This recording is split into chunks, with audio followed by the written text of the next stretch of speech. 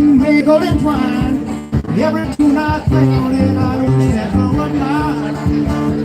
Shake on my little love, shake on my nose, shake on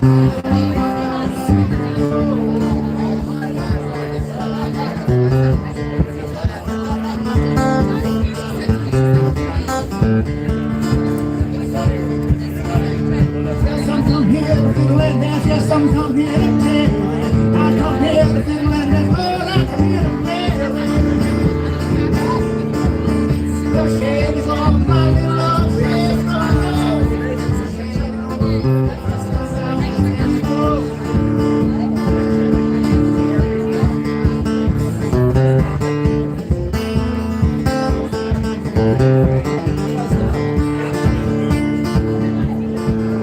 Well, every night when I go home, my wife I try to please her. Boy, I try to push her. Well, shade goes my little love, shade on my nose. Shade goes my little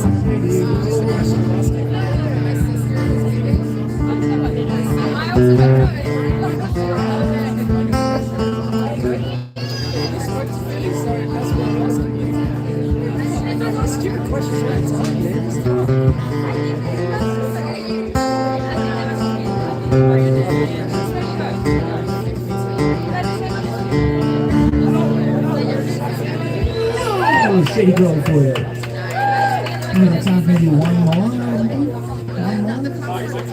They're all having a weekend. I wish I had a burger. I'm gonna order wings. There's any left. Should you stick around? Chris, I got wings. Alright, cool.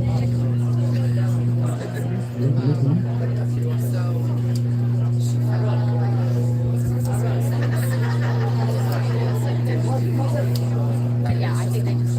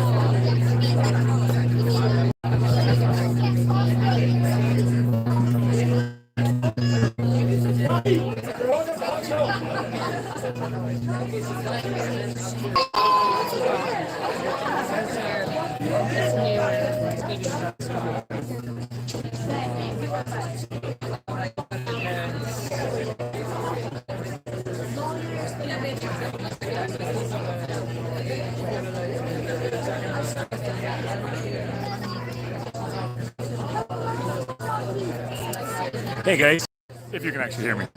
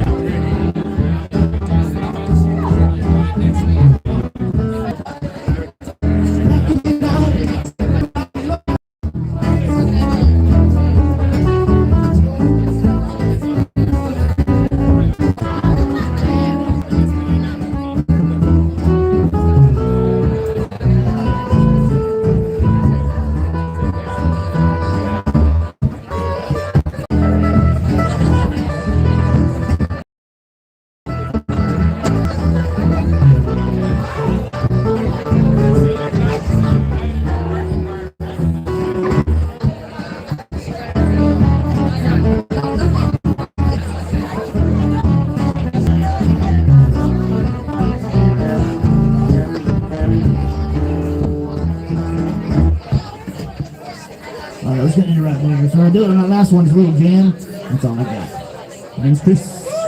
Big thanks. Nice to see some helpful crowd out there. Stick around. We got storyteller Aaron coming up with some live music as well to accompany. It's great. Also check out Tales by Candlelight. It's a podcast. Yeah. My name's Chris. Check me out with some friends next Friday. We're gonna be here playing. Come through. We'll do a little longer set. We'll have bass and instruments, so we'll be having a good time. Big thanks to Grandmaster King for hosting these awesome events. Everybody, have a nice evening. Thanks.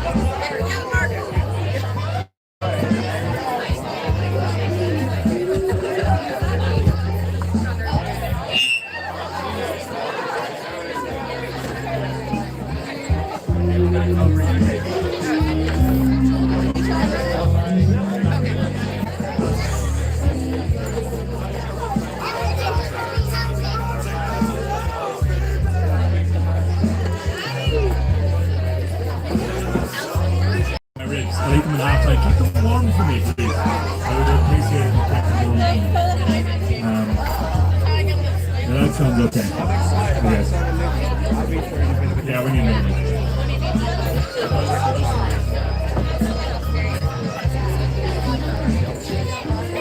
move this.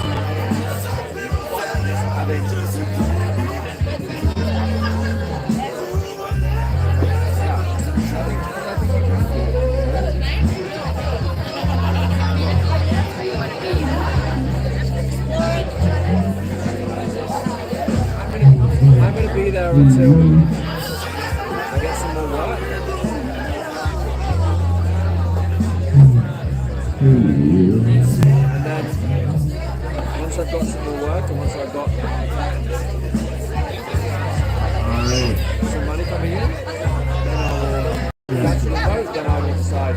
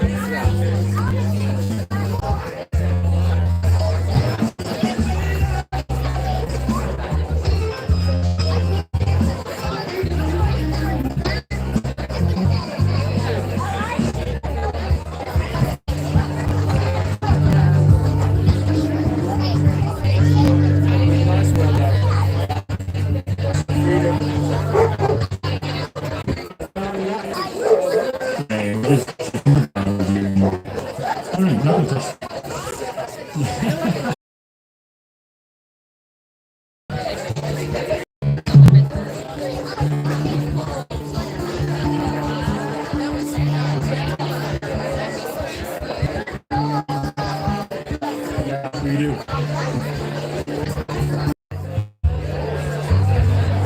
different for me, like, why? I think it's a different place for me.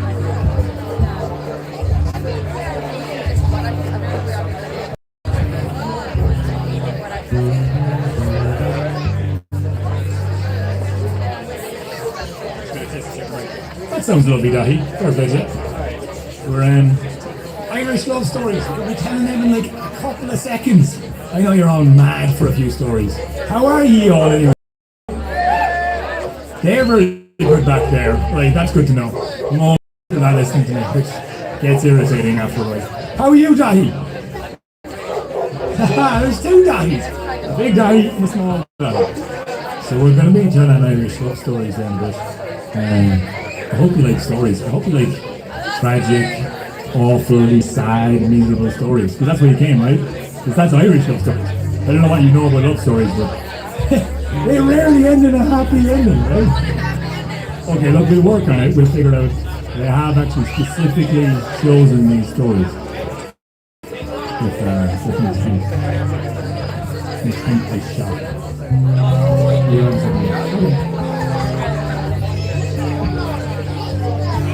Neil, there is no second mic, so we're just going to share this one, okay?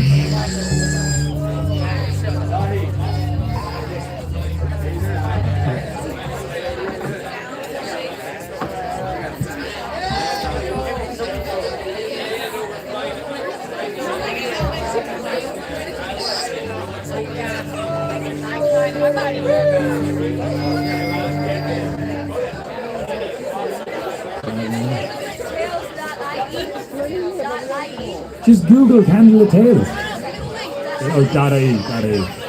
Or Candle of Tales on YouTube. Or Candle of Tales on Google. Or Candle of Tales on any podcast platform. This is wait the sound check. Okay. It's still doing the sound check. But I'm glad that you can't hear me because that means the people down the back cannot hear me. So you're going to tell me when you can hear me, okay?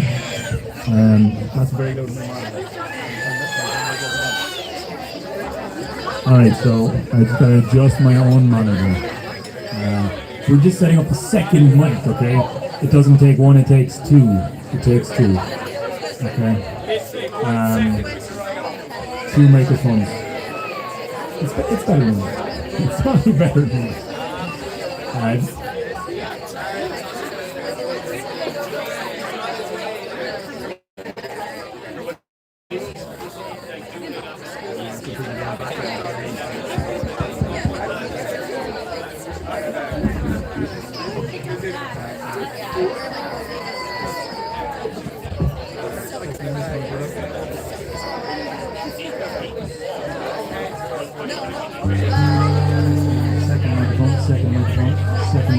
Second microphone.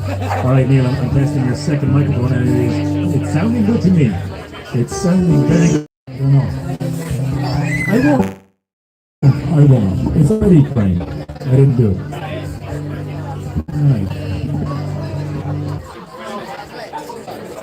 All right, a big round of applause for Wilder Heights are open for us, everybody. Thank you very much. Amazing by Chris over here. So nice to have such a talented musician play. Storytelling that we're about to embark on together. Oh yeah. So Don's joining me today and he's going to play some music along with the most thing you haven't ever heard of, because I bet you. We tell stories, play music, and we love it, and we're the group that the Irish people go to hear stories. Because we don't like to make them all fiddly-dee and fiddly-do. We like to keep all of the sex and the grit and rock and roll. The fun stuff. Yeah. I mean, there's kids pregnant. More sex, more rock and roll. Alright, so Candlelit Tales is who we are. I guess I'm going to be telling stories. My brother here, I used to tell stories. My sister back in Ireland, and we still tell stories back in Ireland, and we will again whenever things open up again. Mainly the reason I'm here today. Congratulations, Ireland! You opened up. Woo! Give it up for Ireland, everybody! Woo! I don't think that you really got the message there. Give it up for Ireland. Clap. Better. That's a lot better. I think it could still go up one more. All right, Daddy, are you ready? Give it up for Ireland! Yeah!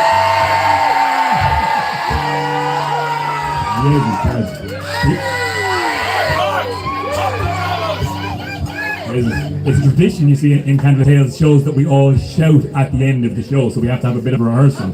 So that was our rehearsal. Well done. And I'm feeling very patriotic right now. Great. Okay, so the first story of the night is a classic love story. Now, I have warned you, Irish love stories tend to end not happily ever after, but we'll get there. I've carefully selected the one happy love story to be at the end of the show, okay? I promise there is actually one. You just gotta stick it out. So, they're not all miserable though. I've also chosen The law she was.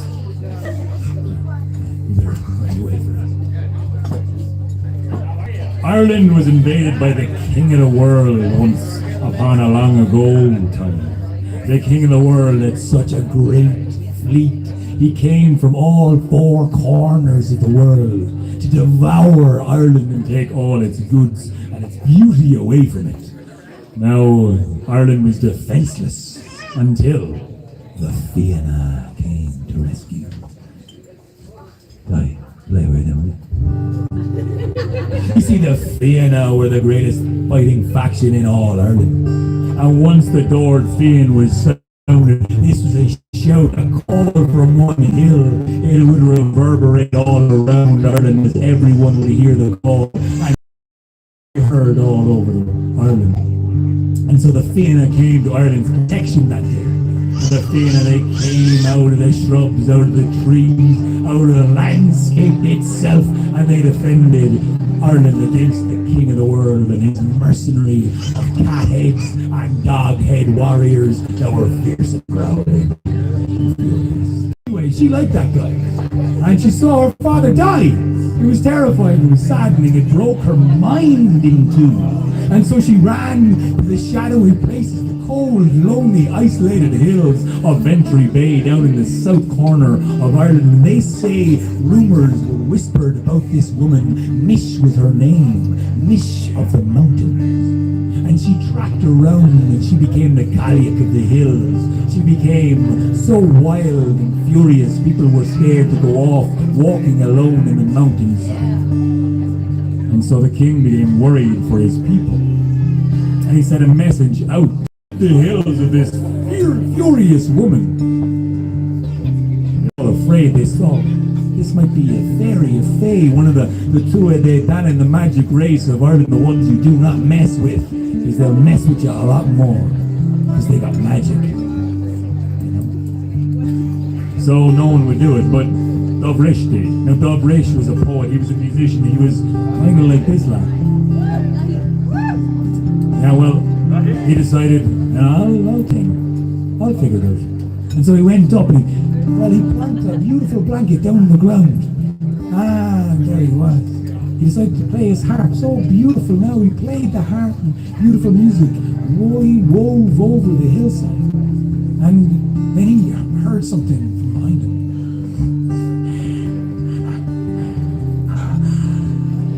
And then, well, he decided to leave out some food and some water, and then to undress fully. And then lay there, still playing his harp. And then he heard it again.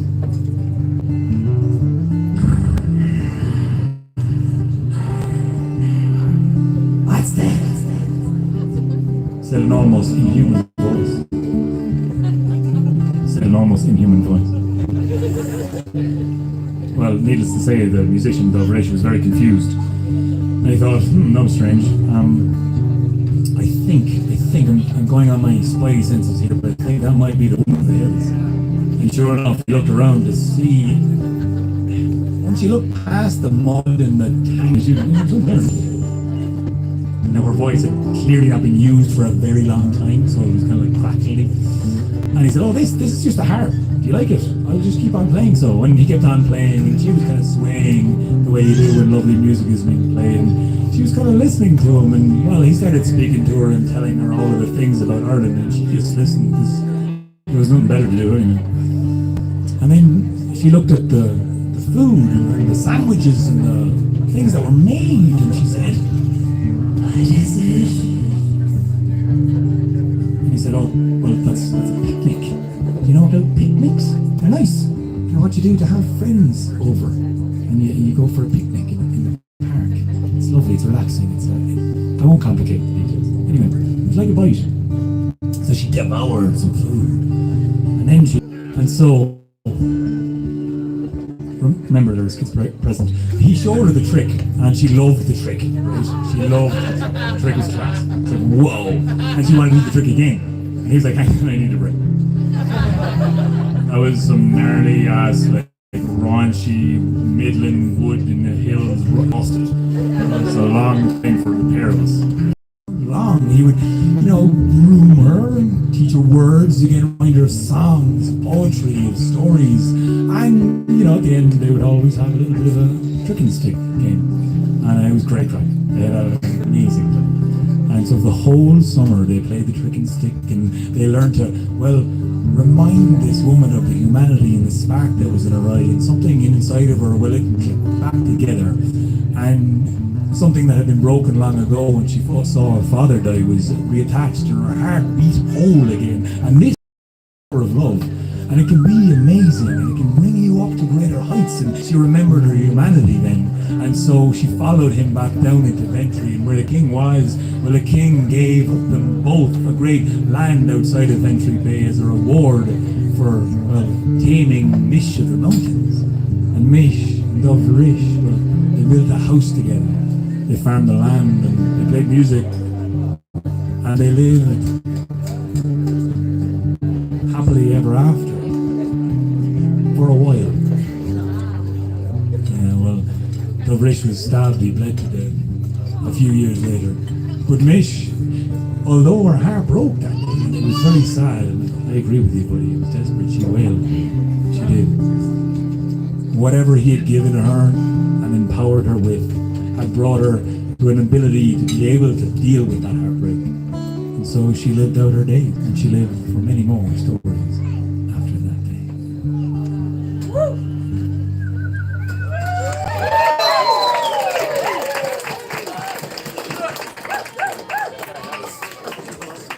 So hilariously, I did have a bit of a rehearsal with the two musicians on town tonight, and I decided to change in the story there last minute. Dahi was like, "This isn't the story we prepared. What's going on?" So well done, Dahi. All right, so we are potentially having a guest story here tonight. Now, I'm going to tell a story with my brother, and that's going to lead us up to the half time. We're going to have a bit of a musical break. And I'm going to tell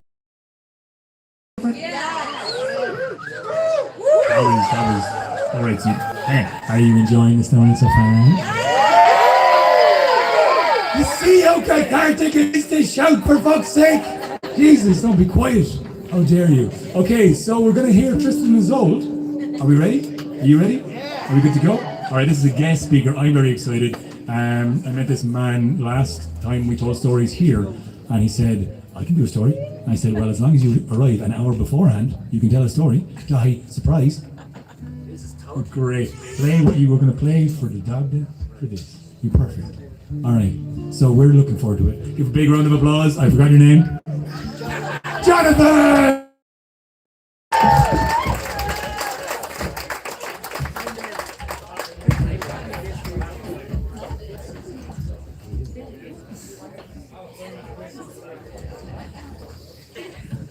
So, I'm going to tell you the story of Tristan and Isolde. And this story starts in the fog of war between the Kingdom of Cornwall and the Kingdom of Ireland. So in this fog of war, men die left and right. And a lot of people get hurt by it. Now the first time that Tristan and Isolde meet each other is on the beach. And Tristan is mortally wounded by a wound that can only be healed by Isolde. He has been cut by a poisoned sword that was wielded by her uncle. And it was actually Tristan that cut off the head of Isolde's uncle. But at that time she didn't know that. And she saw this man washed up ashore with a wound on his thigh that only she could heal, and she did. And while she was healing him, she fell in love with this man. Now, while Tristan cut the head off of the uncle of Isolde, a piece of his sword was still lodged in the neck of the head. So when the Irish found the head of this man, which is called Morold, and they cut out the piece and fit it to the blade of Tristan. They said, "You are the killer. You are the killer of Moral," which is the uncle of Isolde. And just as the sorrow set in for Isolde, she could still find a spark of love in her heart for Tristan. So she made sure he got away safely, back to Cornwall. Now, in this war, there also needs to be an end to it. And a lot of men had fallen on both sides, and a lot of sorrow had been dealt with. So they had to reach an agreement. And this agreement came with a swallow. A tiny little bird that carried one of the hairs of Isolde all the way across the seas. And the hair landed in the lap of King Mark, the king of Cornwall. And he told his nephew Tristan, "Get me this fair woman, and the war shall be over, and no more men have to die." So Tristan set out to Ireland once more to find the gold-haired woman, to give that to his uncle, King Mark. He was loyal to his king, so he set out. And he traveled to Ireland as an emissary, and he said, "To whom does this hair belong?" And all the people of the land said, "There can only be one who has hair like that." His heart sank, and he traveled up to the castle and asked Isolde's hand to be married to his king, his uncle, King Mark. Now, Princess Isolde was reluctant to go because she actually was deeply in love with Tristan, and at the same time she hated this man because he had killed her uncle. And that's how war goes. Everyone dies and no one wins. So also for these loved ones, it went like this. But she agreed to put an end to the war between Cornwall and Ireland, so she set sail together with Tristan. And with her went her trusted friend, a woman who had nourished her when she was still a child. And halfway across the sea, she said, "Trusted friend, I no longer want to live. I no longer want to be a pawn in this war. Let me please die. But let me die with my love, Tristan." So Isolde prepared a goblet full of poison for her and Tristan to be drank together. But actually, the maid who had traveled with them could not face up to the fact that she would lose Isolde. So she replaced the poison with a very potent love drink. So now, Tristan and Isolde both drank this hefty love potion, which boiled their blood and flushed their cheeks. And the only thing they wanted to do was make love all night long. But at the same time, Tristan was very aware of his mission to give Isolde to his uncle, King Mark.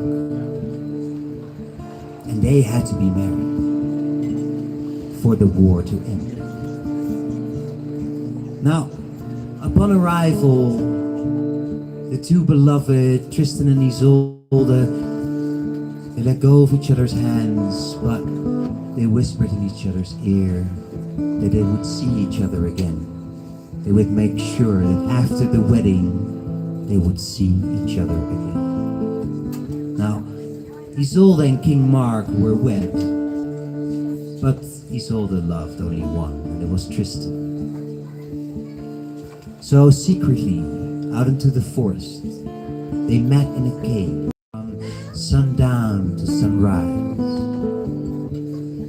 Now it was a malicious servant of King Mark who was also very much in love with Isolde, of course, because who couldn't be in love with Isolde? That told King Mark of the betrayal of his nephew Tristan and said, "Your nephew is betraying you.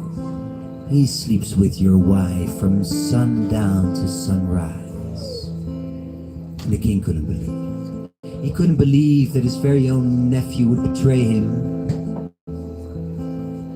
So, one wintry night, he set out to follow the tracks in the snow made by his nephew Tristan. And he followed it out into the woods, where he saw a dim light coming from the cave. And he heard Tristan and Isolde make love with one another with fiery passion, the passion that he was missing in his own bed when he was with Isolde. Now in this, King Mark was a good king, and he recognized true love, the love that he could not get. So as a token of his blessing, he left out his sword and his ring for them to see when they would come out at sunrise. And at this, he left the lovers in their bubble of true love and fiery love.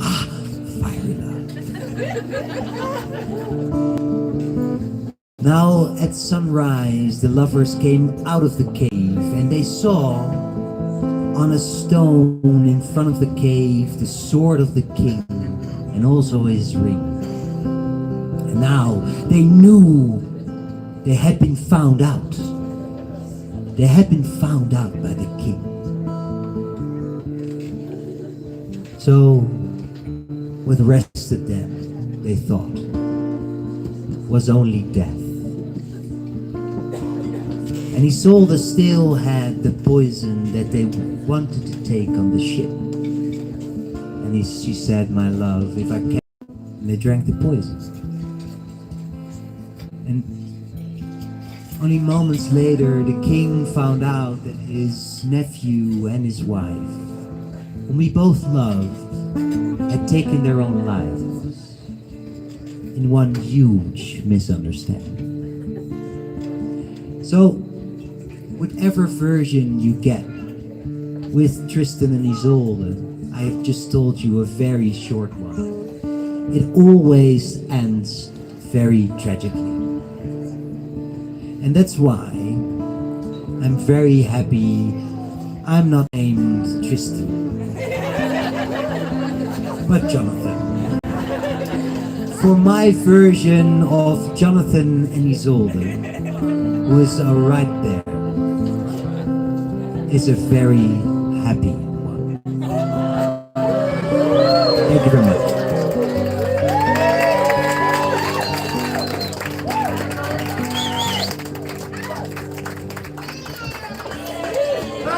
Fucking stuff, great stuff.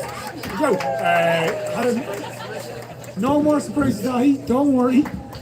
We're going to go right into Diarmid and the Daughter of Country Underway, right after I tell you. In fairness, it's been a beautiful week here on the farm in Ranthakeen, which I finally figured out how to say because I couldn't say it fucking ages because it doesn't look how it sounds at all. Like, not even a bit. Anyway, it's great being here because it's a permaculture immersion. That's an easy word to say, and I couldn't say it. Anyway, we did a workshop today on storytelling and finding your voice and actually getting out there, and it's great to hear other people telling stories. I love it. I also love telling stories, and I'm going to love telling stories with my brother. Neil, come on upstage.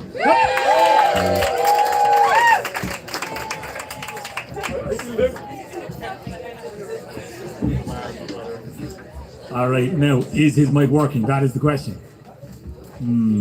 Sound check, take 0.4, 0.5. Okay, don't worry. So,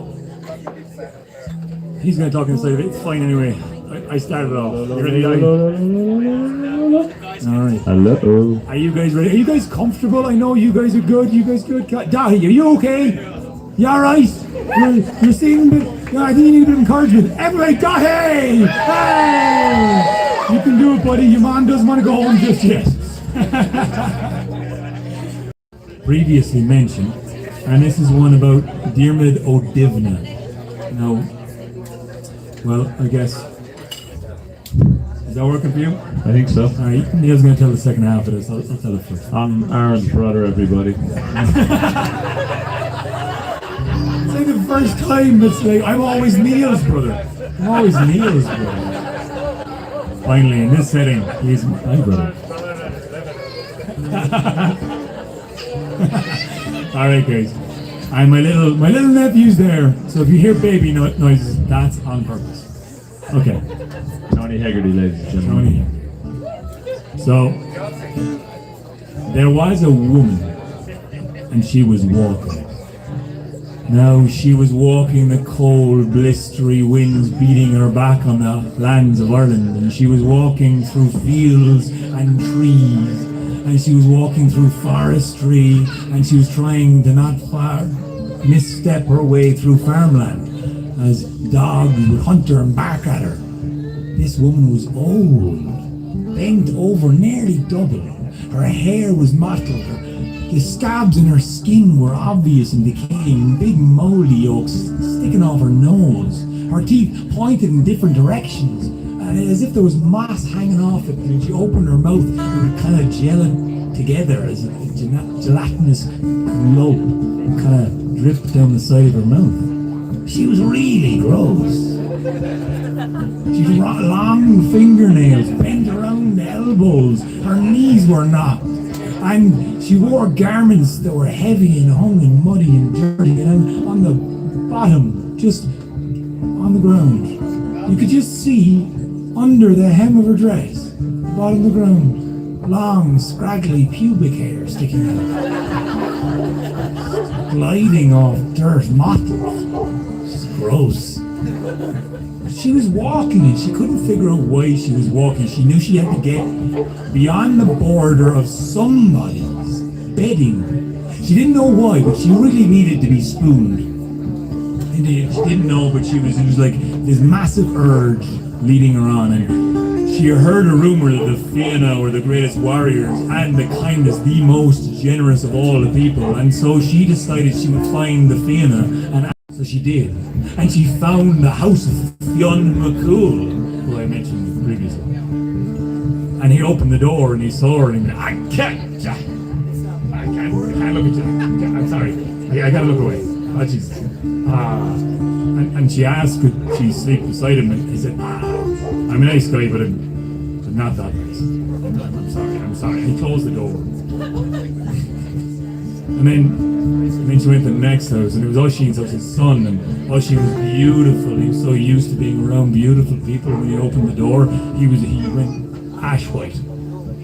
The smell, he thought, just coming off her skin was too much to bear. He vomited a little bit in his mouth, and he didn't say anything. He just closed the door, and I hoped she went away. And he felt really bad about it, because you shouldn't do that, kids. You shouldn't do that. She went to the next door, and Diarmid O'Divna, the most beautiful of all of the beautiful rides people who were the Fianna. They were just mighty, and he was the best. And well, there he was standing with his dark hair covering his brow and his sloped shoulders and his great physique and his abs that were clearly seen through his top. I don't know how he did it, but he did an amazing job. And she asked, could she come beyond the border of his bedding? And he said, yeah, I want some. He was that kind of guy. He knew he'd fold the cloak and bedding would be between he and her, and he wouldn't actually touch her. He didn't have a very good sense of smell, so it was fine. So he slept. And everyone who had been around the campfire, well, they all kind of went away. And so then the next morning, he woke up to a gasp.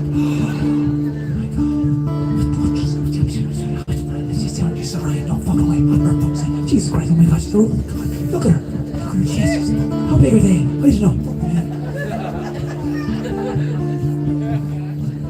And sure enough, the Emerald Dinner turned around and there was this beautiful woman. And he had never seen such a beautiful woman before. And she woke and she smiled, her eyes emerald and green, and suddenly she realized she had been seen and she had been put a curse upon her.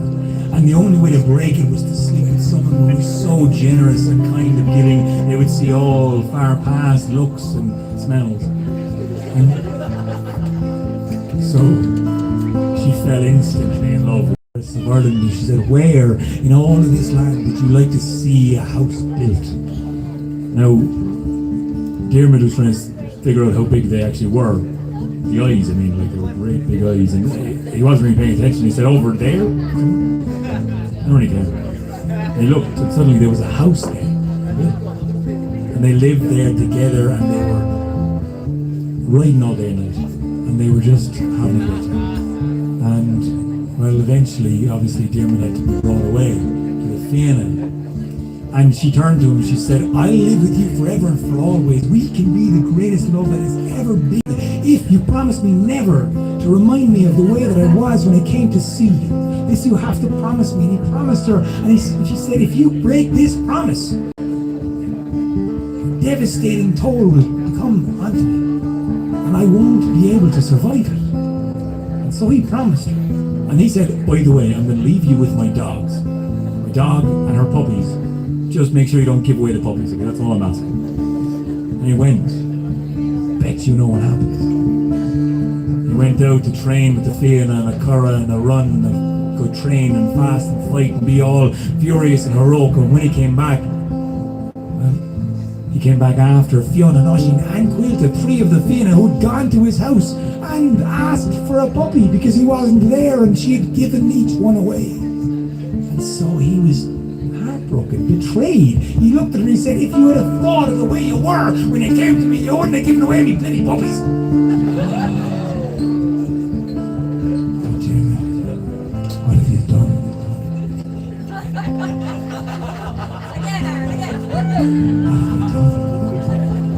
What have you said? And so a storm came down, and Diarmuid fell into a sleep, and when he awoke, the house was gone, the woman was gone, the dogs were gone, everything was fucking gone. And so he set out walking and tracing her steps until he got to the coast. And my brother continued the story.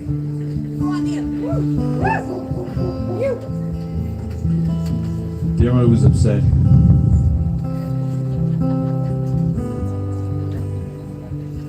But he vowed to himself that he would find this woman. And so he left the house and he began to track her. And if it's one thing you should know about Diarmuid, it's that this man knew how to track. And he took off. He picked up the hound. He loved it almost as much as he loved this woman that he was now chasing. And he began to track her through the forest and down through some paths that he had never traveled before. And he followed in hot pursuit until he came to a beach. And on the edge of a beach was a boat with an oar in it and some pretty strong waves, but he thought I better start rowing. And so he did, and he rowed into the waves, and the waves got bigger and he rowed harder. And he started to row with a determination and a force.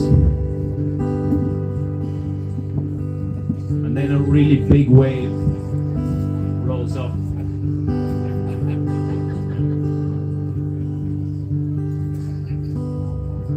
Such a big wave, he thought that will surely crush me if it falls upon me. But if there was one thing Diarmuid had learned in the Fianna, it was to row into the thing that's going to.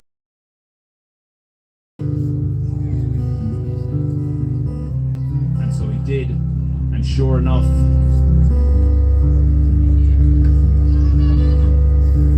very strange sound started to happen. It was the sea. The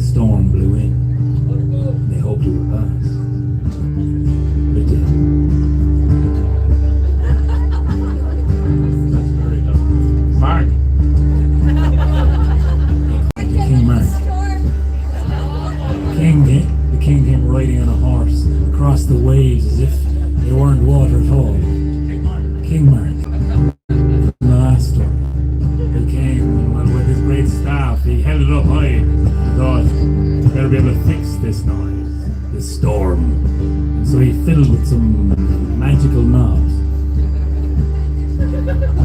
And he kept fiddling for a bit longer. The first fiddling wasn't working, so he thought he better fiddle some more. And then he really started to worry. Then, just when he thought it was absolutely awful, it couldn't possibly get any better. Dermot rode in under the wave.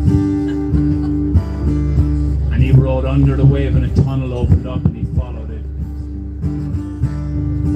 And he followed it and he came to a strange land that he'd never been to before. The land under wave. The land under wave. And Dermot had never seen a place like this before. And he saw on the ground a drop of blood and he picked up the drop of blood. And he walked on a little more in this strange land and he came upon another drop of blood, a second drop of blood, and he picked it up. Something told him on some more, and he saw a woman, and this woman was cutting reeds in this strange land, the land under wave, and she was cutting reeds and she was piling them high.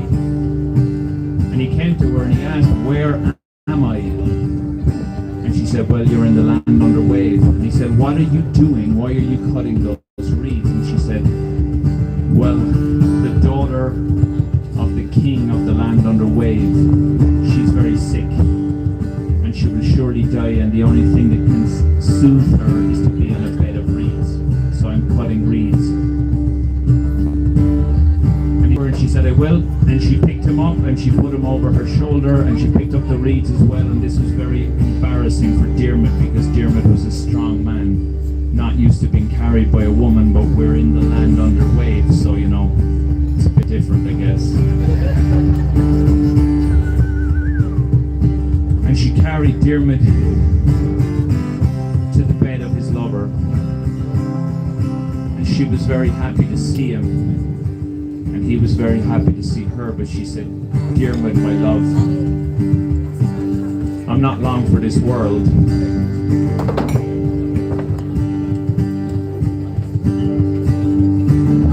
I'm not long for this world, my love." And he said, "No, that can't be true. There must be something that can be done." And she said, "No, the curse has returned and now it will take me and it's time to say goodbye." And he said, "No, there must be something that I can do." And she said, "No, the one thing that I need I can never have." And he said, "Well, what's the one thing you need? At least tell me now." And she says, "The one thing I need is 3 draughts from the healing cup of the king of the plain of wonder." And Dermot said, "Well, I'll get you that." And she said, "No, my love, you don't understand. I'll be dead very soon. This land lies up the river that flows through the land under wave. And this river flows fast. It flows faster than any river you can imagine. And to get to the plain of wonder, you would have to sail up this river for a year and a day. I'll be lucky if I last 48 hours. And he says, "It doesn't matter. I am Dermot. I am the leader of the Fianna. I will get this thing by tomorrow." And so he takes off to get the cup, the healing cup of the king of the plain of wonder. And he takes off and he gets to the edge of this river. Sure enough, this river is moving fast, but there he sees, Oh yeah. Would you like a lift? I can carry you over in a blink of an eye. If you hop on, just give us your foot there now and I'll carry you. well, I'm going to this place, it's called the Plain of Wonder. I have to get something there. Oh yeah, I know, yeah. Sure, just only over there. I'm fierce fast. Bring you over now and just blink of an eye. Geez, that'd be great because I have to be back by tomorrow, like. No man, on foot, let's go. I fucking knew I could do this. So off you went with the man and sure enough, he arrived on the shores of the land of the Plain of Wonder. And he walked to the castle and he cried out to the king, "King, I come in peace.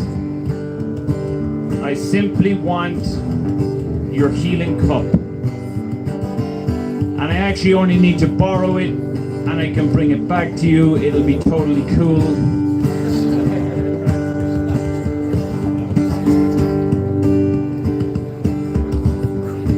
And the king opened the doors, but instead of bringing out the healing cup, out came 800 men.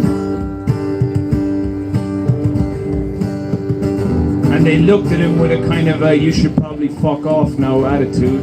Excuse my language, kids. But he didn't. He took out his mighty sword, his famous sword that he was famed for using with the female. And he took out his famous spear that gave Bullock, the spear that never missed and always came back. And he said, "All right, let's have it." And he fought the 800 men for 3 hours, and he went into a frenzy that his friends had seen him go into. And when he came out of it, well, they were all dead and he was standing there. And so the gates opened again, and this time 900 men came out and the same thing happened. He fought them all, and after 4 hours this time, all 900 men were dead. And this time the king came out and he said, "What's your name?"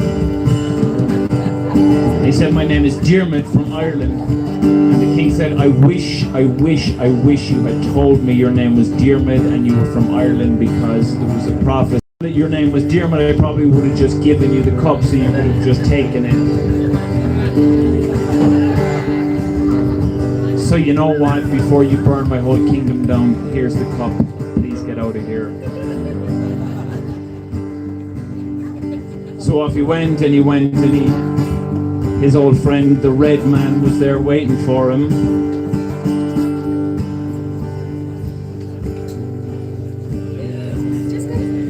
Good, got the cup, let's go. Right, great. Now, I know what you're going to do, you see. You're going to use this cup. You're going to try and say something. But you can't say something without losing something in return. So you're going to lose something, basically, is what I'm trying to say to you. But if you're going to go ahead with this idea of yours and saving the love of your life, go to the Well of Wonder, and there you'll fill 3 cups, but only request a boat, 1 boat back for the payment from the King of Underwater, and wait for the curing of his daughter. Don't take any gold and don't fucking eat anything, because he'll be stuck here forever. So go on with you. Get on with it. So yeah, he got off the boat anyway, and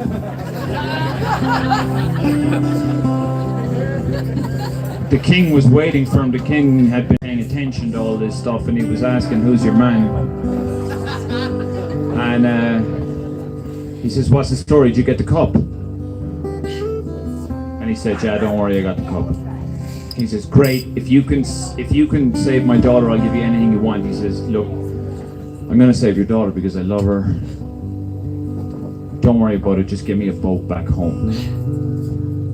You know, because he's listening to the red man. Just ask for a boat back home, he says. So off he goes, and he fills enough water for 3 draughts from the healing cup. And he goes to her bed, and she drinks the first one, and she starts to feel a bit better. And by the end of the 3rd one, she's back to her young, beautiful self, and she looks adoringly into Diarmid's eyes. And he looks at her, but he feels very strange. He feels as if he's losing something,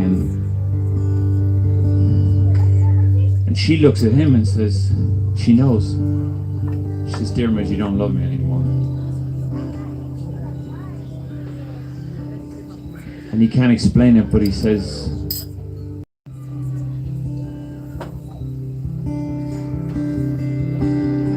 and well, he stands up and he turns around and he looks at the king and he says, "I should probably take that boat back to Ireland."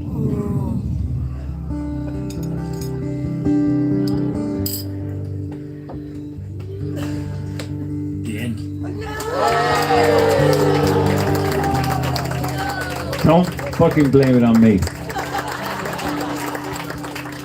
Don't worry, okay, don't worry. I'm gonna give you a really short, good story to end first half, okay? Just because I know Karen, Darren, I won't be here for the second half, so I'm gonna give you a little bit more. And thank you very much for putting up with a little bit of magical sound waves. You know, it was wonderful. It added to the ambience. It might come back. It is coming back. It's currently coming back. I shouldn't talk about the magical sound waves or storms. He's right there. He's just fucking with me. You don't know. Stop doing that. Whatever. Yeah, get the other one. There we go. That is so nice when it's not. Wasn't it? Yeah. All right. Yeah. You good. You're welcome, guys.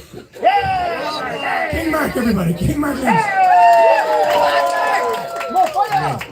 We're gonna have a little break right after this little story, okay? Because Dermot Divna, you ready? Love spot.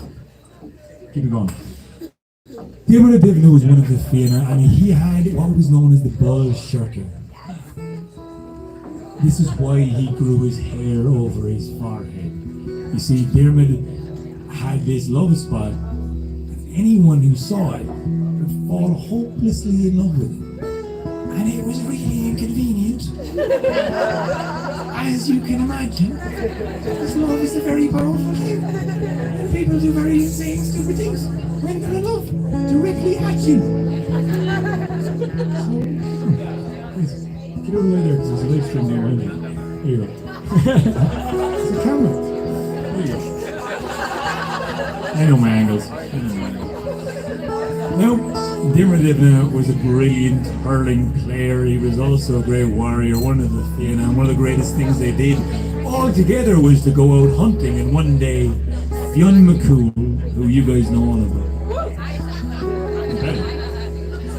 with his son Oisin and with Quilta, the tall, thin man, and they went out hunting, and in mist descended.